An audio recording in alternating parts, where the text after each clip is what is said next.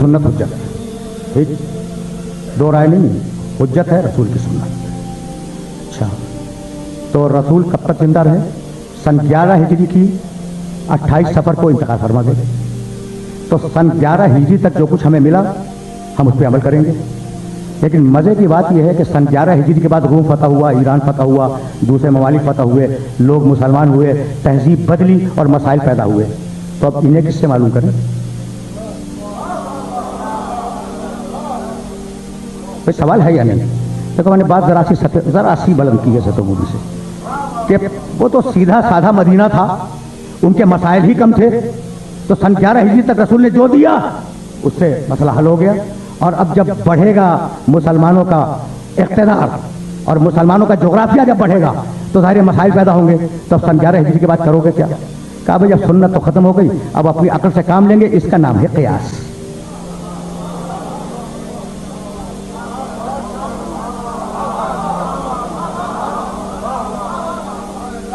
ठीक है ना? देखो बड़े अजीब नाजुक मरहले पे ले आया हूं। ये मौजूआत मिंबर से डिस्कस नहीं होती, इसीलिए मैंने कल बड़ी एहतियात बरती। मैंने कहा ये मजलिस नहीं, दर्स है। अच्छा भाई, तो क्या हुआ कि जब सन 11 हिजरी पर सुन्नत खत्म हो गई और मसले बाकी हैं, मसाइल तो पैदा होंगे, तो उन्होंने कहा भाई हम अपनी अक्ल से हल करेंगे, और उस अक्ल से हल करने का नाम है क़ियास। लेकिन हमारी फ़िक़्ह में क़ियास दाखिल नहीं हो सका, इसलिए कि हमारे यहाँ सुन्नत का दरवाज़ा सन 11 हिजरी पर बंद नहीं हुआ। उसके बाद 12 अफराद और भी आए हैं, और दलील ये है कि अव्वलुना मोहम्मद व औसतुना मोहम्मद व आखिरुना मोहम्मद।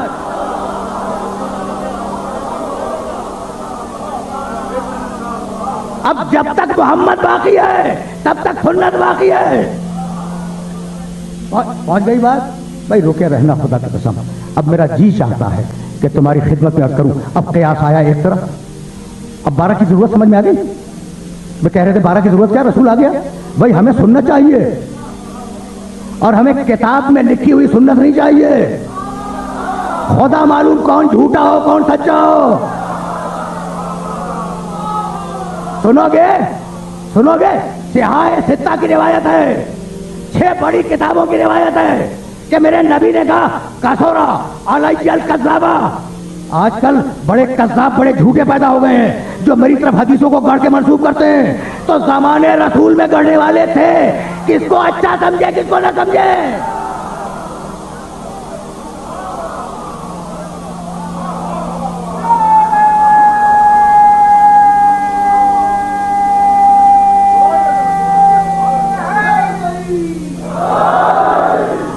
अब ये गुफ्तगू बहुत तवील हो गई, लेकिन इस मरहले पर रोक रहा हूं। देखो क़ियास आ गया ना, हमारे यहां नहीं आया, और खुदा की कसम नहीं आ सकता। अब वहां सुन्नत रुक गई रसूल पर, यहां सुन्नत आई 12वें तक।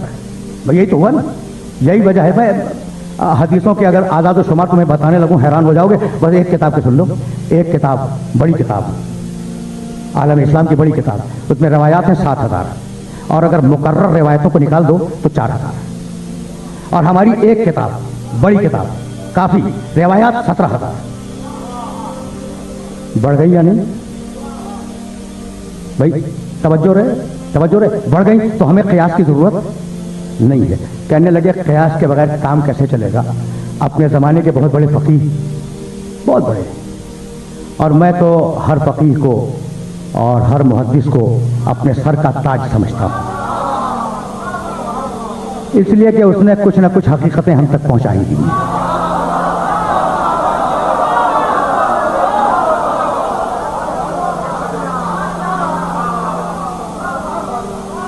आए बहुत बड़े फ़कीह हैं, बहुत बड़े फ़कीह हैं। गुफ्तगू को आज यहाँ रोकना चाह रहा हूँ कतरे से। आए, हज किया, मदीने आए, कब्र रसूल की ज़ियारत की, सोचा कि फर्जंद रसूल जिंदा है, इमाम जाफ़र सादिक़ आए।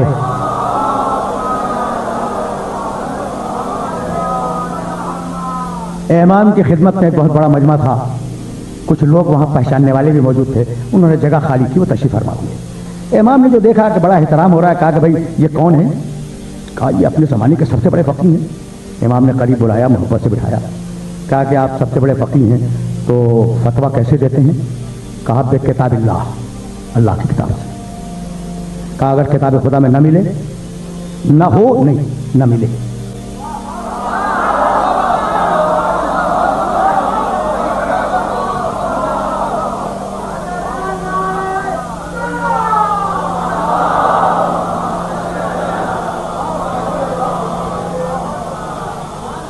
कहा अगर किताब खुदा में न मिले तो क्या करोगे? कहा बे सुन्नत रसूल ही, मैं रसूल की सुन्नत पे अमल करूंगा और उससे फतवा लूंगा। कहा अगर सुन्नत रसूल में भी न मिले तो कहा कि मैं क़यास करूंगा। तो बेख्तियार इमाम ने फरमाया, सुनो मेरे इस जुमले को याद रखना, दीनुल्लाह ला युसाबो बिलउक़ूल, अल्लाह का दीन तुम्हारी नाक़िस अक्लों से नापा नहीं जा सकता।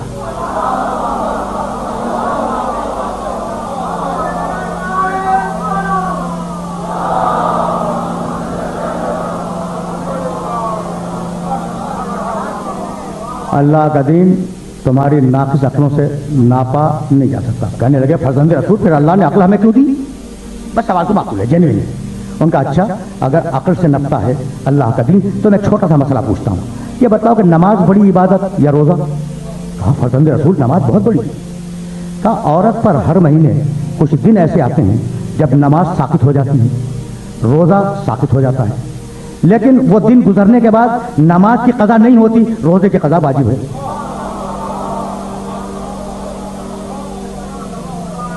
तो कौन सी इबादत बड़ी थी? कहा फर्जंद रसूल नमाज। कहा उसकी अदा भी गई, कज़ा भी गई।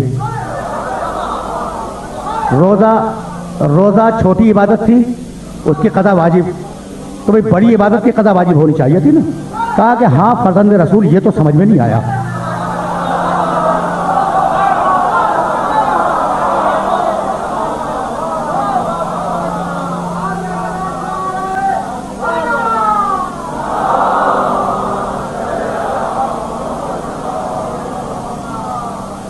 कहा फर्जंद रसूल ये तो समझ में नहीं आया। कहा अगर नहीं समझो तो अब समझ लो। भाई देखो, नमाज वो इबादत है कि अगर औरत पर कज़ा वाजिब कर दी जाती तो नमाज पढ़ते वक्त कोई दूसरा काम नहीं कर सकती, न बच्चे को खिला सकती है, न खाना पका सकती है, न घर को साफ कर सकती है। नमाज के वक्त में तो नमाज ही पढ़ेगी। इसलिए हर महीने में ये प्रॉब्लम बन जाती कि इतने दिन की कज़ा वो करे और उस दिन की भी नमाज पढ़े, ठीक है ना। और रोज़ा वो इबादत है कि रोज़ा रखकर बच्चे को खिला भी सकती है, काम भी कर सकती है, खाना भी पका सकती है।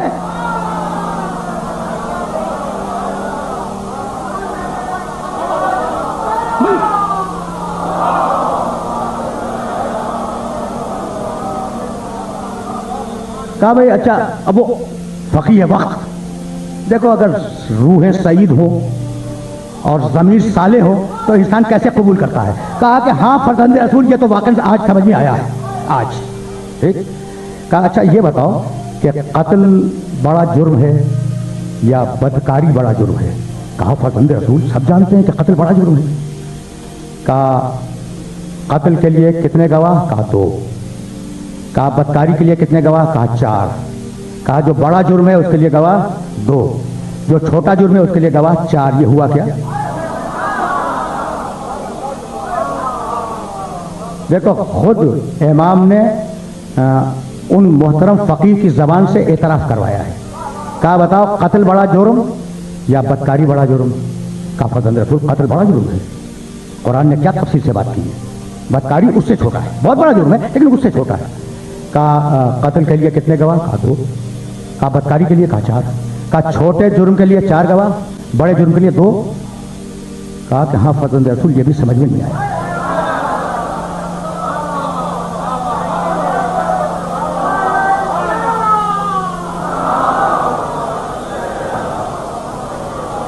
फर्जंद रसूल यह भी समझ में नहीं आया। आप अगर बतला दें तो समझ में आ जाए। कहा भाई बहुत सीधी बात है, बहुत सीधी बात है।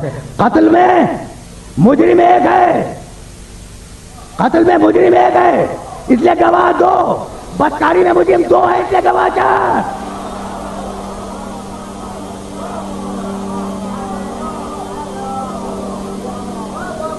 भाई देख रहे हो। कहा फर्जंद रसूल ये बात भी समझ में आपने समझाई तो आ गई। तो कहा भाई अगर दीन अक्लों से समझा भी जाता है तो तुम्हारी अक्लों से नहीं, हमारी अक्लों से।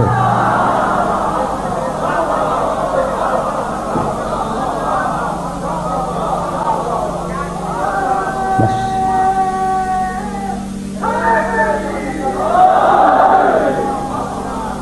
कहा भाई अब तक तो मैं फ़िक़ही मसले पूछ रहा था, बस इतना बता दो वो बात कौन सी है जिसकी इब्तिदा मुकम्मल कुफ्र जिसकी इंतहा मुकम्मल ईमान, वो क्या है?